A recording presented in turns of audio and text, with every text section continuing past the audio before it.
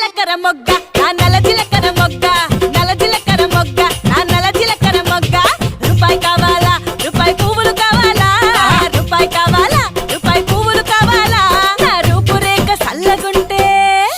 ఎలాగా